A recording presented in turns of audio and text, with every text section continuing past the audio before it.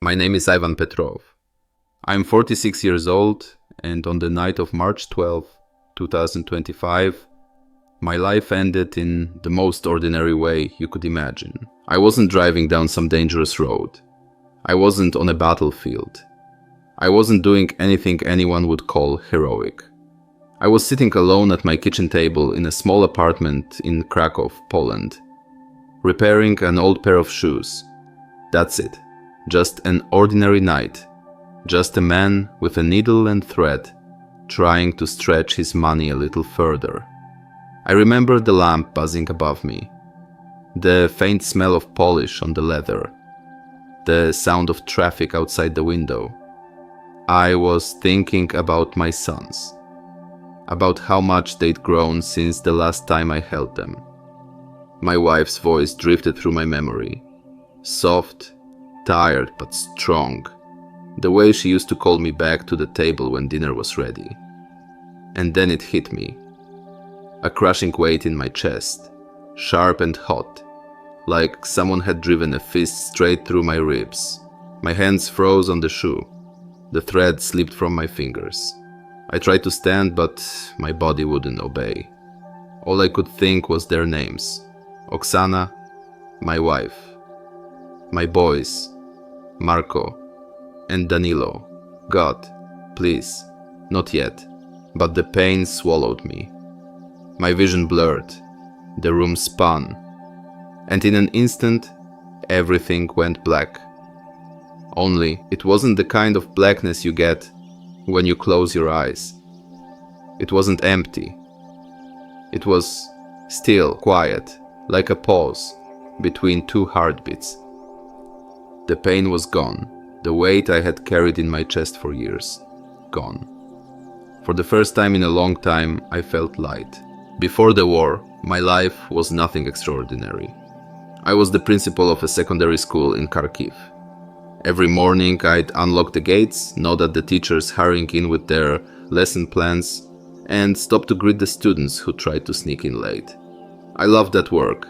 It wasn't glamorous, but it mattered. I had a wife, Oksana, who had a way of keeping our home steady, even when the world outside felt unpredictable. And we had two boys, Marco and Danilo. They were wild and loud, like boys their age should be. Always kicking a soccer ball down the hallway, always eating twice as much food as we thought we had. Life was simple. Bills to pay, groceries to buy, arguments about homework and screen time. Evenings were my favorite. Oksana's soup on the stove, the boys arguing about which movie to watch, me pretending to be the referee of their little battles. It was messy, but it was good. And then everything changed. When the invasion began, there was no time for careful choices. Oksana insisted on staying with the boys near her parents. I left for Poland, not because I wanted to, but because I thought I could send money home, keep them afloat, maybe bring them out later when things calmed down.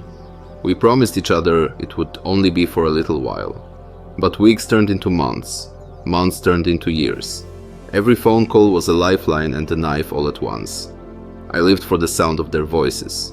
But when the call ended, the silence crushed me. I watched the news every night with my heart in my throat, scanning every report for some hint of my city, my street, my family. I worked long hours on construction sites, slept on a mattress in a rented room, ate bread and soup most nights. And always, I carried the guilt. The guilt that I had left them there. The guilt that I wasn't with them to protect them. I prayed, but my prayers felt thin, like smoke that faded before it reached the ceiling. Some nights I whispered, "Lord, just let me hear their voices again tomorrow." Other nights, I said nothing at all. Just silence, staring at the ceiling, waiting for morning. Loneliness is a strange kind of hunger.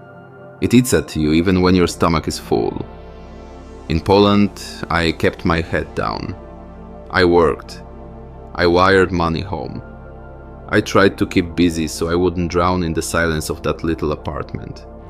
But every spare moment, the thoughts came back. What if the missiles reached their street? What if Oksana couldn't find food in the shops? What if my boys needed me and I wasn't there? Those questions lived in me like unwelcome tenants. They never left, and the longer the war dragged on, the heavier they grew. Some days, I'd hear laughter outside, a family walking together, kids chasing a ball in the courtyard, and it felt like someone was twisting a knife inside me. I would picture Marco's crooked smile, or Danilo's habit of running everywhere as if walking wasn't fast enough. I could still hear Oksana's laugh when she caught them trying to sneak cookies before dinner. All of it was alive in my memory, but unreachable. I carried that weight into every prayer. I wanted to believe my words mattered. I wanted to believe God was listening. But the more the headlines screamed of destruction, the more I felt like my whispers were swallowed by the noise. I was tired. Tired in my bones, tired in my soul. I never said it out loud, but there were nights I wished God would just let me go to sleep and not wake me up. At least then the ache would stop. At least then I could rest. And that's the state I was in on the night my chest gave out. Not just physically worn down, but spiritually empty. Hollowed out by fear, guilt, and grief. I didn't know how to carry anymore. That night I was bent over the old shoes, trying to mend the stitching. The thread kept slipping through my clumsy fingers. I wasn't really thinking about the shoes. I was thinking about Oksana's last words before I left Ukraine. Come back to us. Don't disappear. The memory hit me so hard, I stopped what I was doing. I could see her face as clear as if she was right there, her hand clutching mine at the border, trying to smile for the boys even though her eyes were full of fear. And then it happened. A sudden weight slammed into my chest, so sharp, so crushing, it stole the air out of me. My hands froze, the shoe dropped to the floor. The world narrowed to a tunnel of pain. I wanted to cry out, but no sound came. My mind filled with one thought, one desperate prayer. Please God, not yet. My sons, my wife, don't take me from them now. But the pain didn't ease. My vision blurred, the lamp above me smeared into a dull haze, and my body slid sideways out of the chair. My head hit the floor, but I barely felt it. Then, nothing. No more pain. No more pounding heart. Just silence. It wasn't the darkness of sleep, and it wasn't the emptiness of nothingness. It was stillness. Like the whole world had taken a breath and held it. And in that stillness, the fear left me. The guilt, the weight in my chest, the ache that had lived inside me for years. It was all gone, for the first time since the war began. I felt light. I don't know how to explain what happened next except to just say it as it was. One moment I was on the floor, the cold tiles pressing against my cheek. The next, I wasn't in my body anymore. I was above it, looking down. I could see myself sprawled out between the chair and the little workbench, my shirt wrinkled, my hand still half curled like I was trying to hold on to that broken shoe. I looked small, fragile, like a puppet with the strings cut. And then came the sound of pounding. My neighbor, Mr. Novak, banging on the door. He must have heard the thud when I fell. He shouted my name, his voice breaking with urgency. A moment later, the door burst open and he rushed inside. He cried when he saw me. I watched as he scrambled for his phone, his hands shaking while he dialed. A part of me wanted to reassure him, to tell him not to panic. But there was no way to reach him. I was just watching. Minutes later, the paramedics arrived, clattering through the doorway with their equipment. They knelt over my body, pressing hard on my chest, forcing air into my lungs. I could see the sweat on their brows, the strain in their arms as they worked.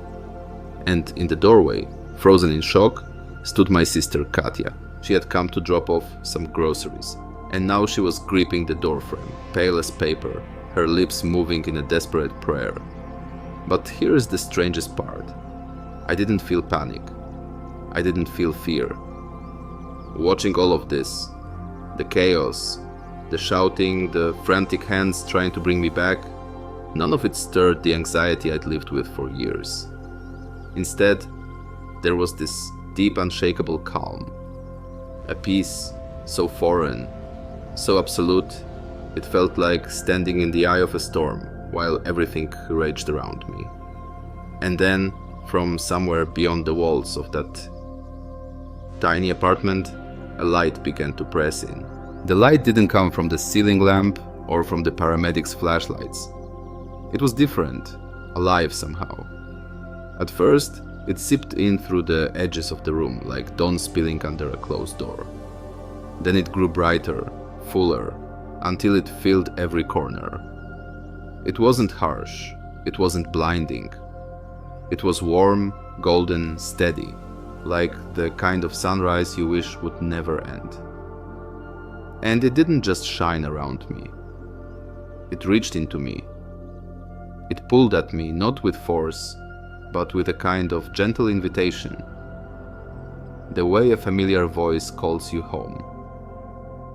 The sounds of the apartment, my neighbor shouting, the medics barking instructions, Katya's sobbing, they all began to fade. My body on the floor, the frantic movements around it, even the pounding in my own ears, it all slipped away, like a dream you can't quite hold on to. And before I knew it, I wasn't floating in that apartment anymore. My feet were on solid ground, though I couldn't see any floor. I stood in the middle of a vast meadow, stretching farther than sight could reach.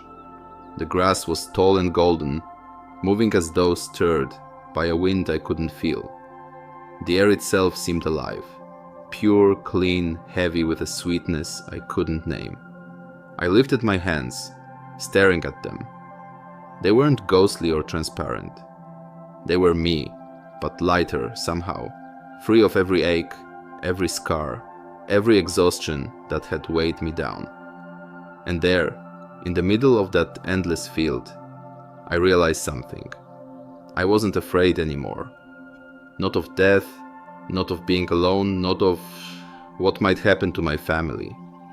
All that fear had vanished the moment I stepped into that light. And then, someone was there. I turned, and there he was. I knew it before I even saw his face. You can't mistake him. No painting, no icon, no story told in church could ever capture it. But every part of me recognized him instantly. It was Jesus. He wasn't shining like the sun in a way that blinded me. No, it was deeper than that. The light I had been walking in, the warmth that had pulled me out of that apartment, it was coming from him. It wasn't just around him, it was him. I tried to look at his face, but it was almost too much to take in. I can't tell you the color of his eyes, but I can tell you what was in them. When he looked at me, it was as if every second of my life had been laid bare. Every hidden thought, every selfish decision, every time my faith faltered, every moment I had whispered prayers that felt like they never left the room, he saw it all. And yet, there was no accusation in his gaze, no disappointment. What I felt pouring out of him was love, so pure, so fierce, so absolute, that I broke. All the walls I had built inside myself, all the guilt and the shame and the endless ache, they shattered like thin glass. I fell to my knees, sobbing, not with despair, but with release. For the first time in years, I didn't have to carry it anymore. He knew, he understood, and still, he loved me completely. I couldn't speak. My words failed, but his voice reached me, not through the air, not with sound, but straight into my soul. "You are mine," he said. "You are not forgotten." And with those words, the last trace of loneliness I had been carrying slipped away. As I knelt there trembling under the weight of his love, Jesus lifted his hand, not commanding but gentle, like a father asking his child to look up. And when I did, the meadow around us shifted. The golden grass faded, and in its place I saw a dim, cramped room. The air was heavy, the walls of rough concrete, lit only by a single candle stub flickering against the damp. My heart stopped, or it would have, if I'd still had one. There they were, Oksana, sitting against the wall with her arms wrapped around our boys, Marco and Danilo. Their faces were pale, shadows under their eyes, but they were alive. My sons huddled close, clutching her sleeves while she whispered into their ears. At first, I thought she was just calming them, but then I realized she was praying. Her voice was soft, almost broken, but steady. Lord, keep us through this night. Protect Ivan. Protect the boys. Do not let us be forgotten. My chest ached with longing. I wanted to reach out, to hold them, to shout that I was right there, but I couldn't move. All I could do was watch, helpless, as the people I loved most clung to each other in that cold shelter. Tears blurred my sight, and I turned to Jesus. His gaze was steady, filled with both compassion and power. "I have heard every word," he said. The words didn't echo in the room. They sank straight into me. Their prayers rise to me. None are lost. I wept, not out of despair, but out of awe. For so long I had wondered if my prayers mattered, if theirs mattered, if God was even listening through the chaos. And here he was, standing before me, telling me not one single cry had been wasted. And then, just as quickly as it appeared, the vision of the shelter faded, and the meadow returned. But the image of my wife's lips moving in prayer, my boys leaning into her, stayed carved into my soul. Jesus turned toward me, his expression changing. The warmth in his eyes never left, but there was a heaviness in them now, a sorrow that seemed to stretch beyond anything human. "You have seen your family's prayers," he said softly. "Now I will show you the war behind the war." The meadow dissolved. I was standing in a grand hall, the kind I had only seen on news broadcasts. Polished floors, long wooden tables, walls heavy with flags and symbols of power. Seated at the table were men in suits, leaders from across the world, their faces grim as they argued over papers and maps. At first, it looked ordinary. Politics, negotiations, strategy. But then I saw what most eyes cannot see. Behind each man stood a shadow. They weren't human, though they wore the vague outline of a form. Some loomed tall and proud, their presence dripping with arrogance. Others were smaller but faster, darting and whispering like swarms of insects. None of them had horns or tails. That's children's drawings. No, these were worse. They were made of pride itself, of greed, of cold ambition. One leaned close to a leader's ear, whispering visions of empire restored, of glory and legacy carved into history books. Another hissed words of flattery, puffing up egos with lies. Only you can save them. Only you can lead. Still others tangled their tongues, twisting truth into confusion, feeding division with every sentence. The men thought they were debating policy. They thought they were controlling the future. But I could see it. Every word, every hesitation, every decision was being tugged at, poisoned, warped by the whispers of these unseen powers. My stomach twisted as I watched. The ceasefires they spoke of, the treaties they argued over, none of it was about peace. It was strategy. It was delay. It was men blinded by pride, thinking they were in charge, while invisible hands pulled the strings. Jesus' voice broke through the vision, steady and grave. Men argue over borders and boast of peace accords, but they do not see what you see now. The enemy's greatest weapon is not the sword, nor the bomb. It is the whisper in the ear of the proud, the whisper that says, "You are a god." The room grew darker, the shadows thickening around those men. My knees weakened at the weight of it, and then the vision shifted again. The scene of the ladders faded, and suddenly I was looking down over my homeland. Ukraine stretched out beneath me, not as a map on a table, but real and raw. Cities scarred with rubble, villages smoldering in smoke, roads crowded with weary families carrying what little they had left. But then my eyes were lifted higher, above the earth, and what I saw made my whole being tremble. The sky was alive with war, not the war of tanks and missiles, but of spirit. A storm of darkness churned like a living cloud. Countless shadowy forms swarming, clawing, pressing downward with a suffocating weight of despair. They weren't just attacking land or buildings. They were after hope itself, after the hearts of the people. And standing against them were the angels. I can't put into words the sight of them. They shone like fire, like steel forged in light.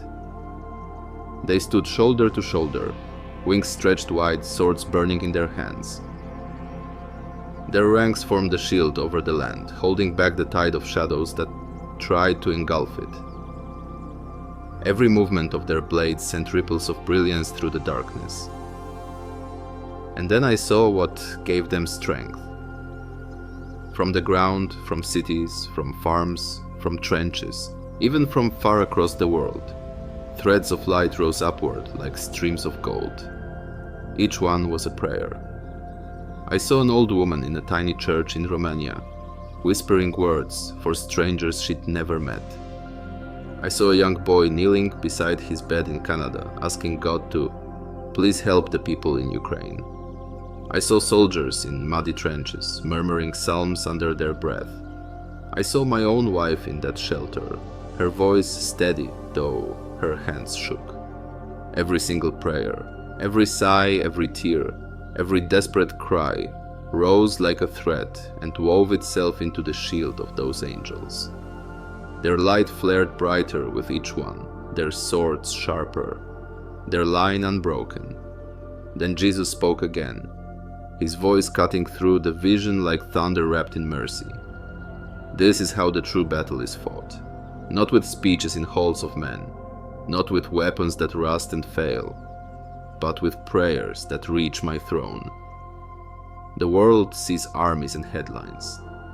I see the cries of my people rising like fire, and they are stronger than any darkness. My breath caught in awe as I watched. The world below looked fragile, broken, but in the heavens above the victory was already being written, not by power, not by politics, but by prayer. As I watched, one scene stood out so clearly it seared itself into me. A missile had been launched, cold metal cutting through the sky, its path locked onto a train station crowded with families trying to evacuate. I could see the dark spirits clinging to it, guiding it, their shadows wrapping around the warhead like claws. Their intention was unmistakable: slaughter, despair, hopelessness. And then it happened. From across the world, I saw a wave of light surge upward. It wasn't just one prayer, it was hundreds, thousands all at once. A church in Argentina lifting their voices in worship. A prayer meeting in Seoul, crying out for peace. Children in a Sunday school in Kenya bowing their heads together. Those golden threads shot upward and struck the angelic shield above Ukraine. For a moment, the entire sky blazed with brilliance.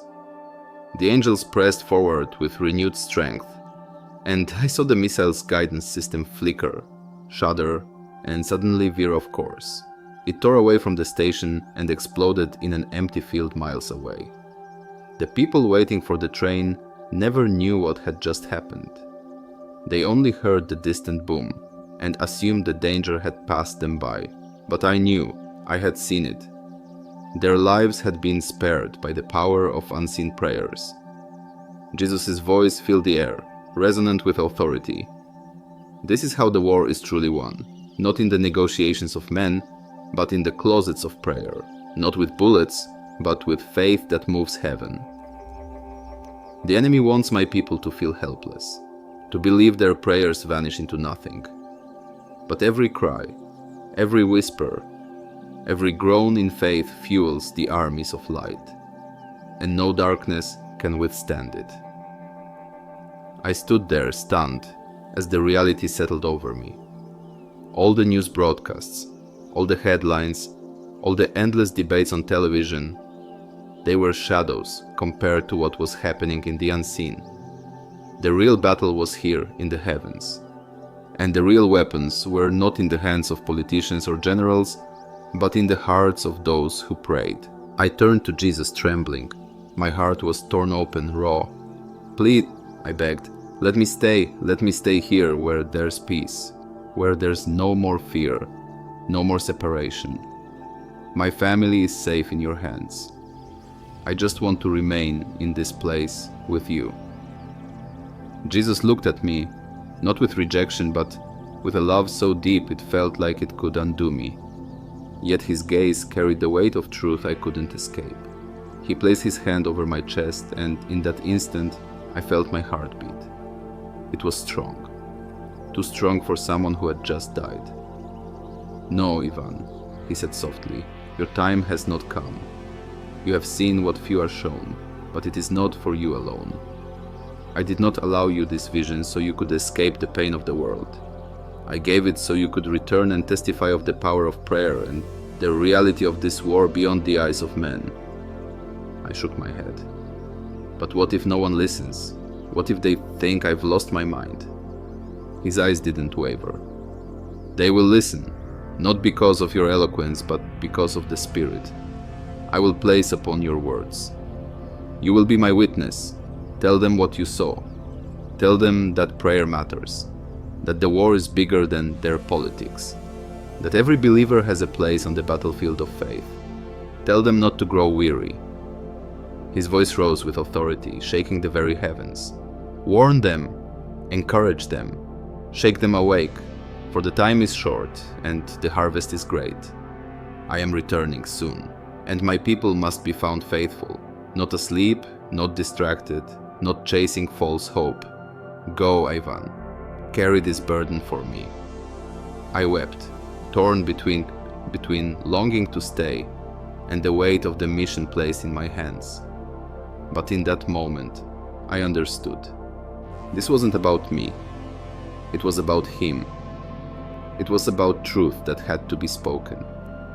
Jesus stepped closer, and the brilliance of his presence enveloped me until all I could see was light. The light faded. I gasped, choking on air, lungs burning, chest heaving. Pain shot through every nerve in my body, and suddenly I wasn't in the throne room anymore. I was back, in a hospital bed. Voices shouted around me. Nurses scrambled. A doctor nearly dropped his pen when he saw the monitors flare to life. "He's back," one cried. "He's breathing. Check his pulse." Hands pressed against me, wires tugged at my skin, machines screamed with alarms. I could barely move, but I could hear the disbelief in their voices. "This is impossible. We lost him nearly 20 minutes ago." "No, look, he's stabilizing. Look at the rhythm." But the heart had stopped. "There's no way." Through the blur of lights and faces, I felt something no machine could measure. The fire of prayer still burning in me, like embers that refused to die out. One nurse leaned close, whispering as though she were afraid to break the moment. "Sir, can you hear us? You shouldn't be alive." I wanted to tell her everything: the war, the prayers, the throne, the mission. But my body was too weak, my lips too heavy. All I could do was let tears fall, knowing that I had been sent back with purpose. Even as they rushed to stabilize me, I could feel the echo of Jesus' words in my chest. "Tell them what you saw. Tell them prayer matters." It took days before I could form full sentences again. My body was weak, but my spirit was stronger than ever. Doctors called it a miracle. Some said it was a medical anomaly, but I knew the truth. I hadn't just come back from the edge of death, I had been sent back. When I finally spoke, my words weren't about myself. They weren't about how I felt or what I had lost. They were about what I had seen. And so I say this to you, listening now. Prayer is not wasted. Not one word.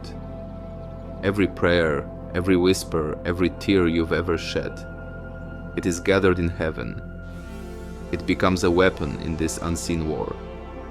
You may think you're just speaking into silence, but I tell you, your voice is heard. I saw it. I lived it. Do not give up, do not grow weary. The world may laugh at your faith.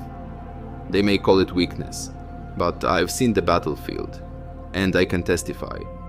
Those prayers are what keep the line from breaking. They are what hold back the darkness. I don't know why God chose me, a broken man with nothing left but grief, to carry this message. But I know this. Jesus is real. His return is soon. And He is calling us to stand, to fight, and to remain faithful. So I beg you, don't stop praying. Not for your family, not for your nation, not for this world. Because when you pray, heaven moves. And I am living proof.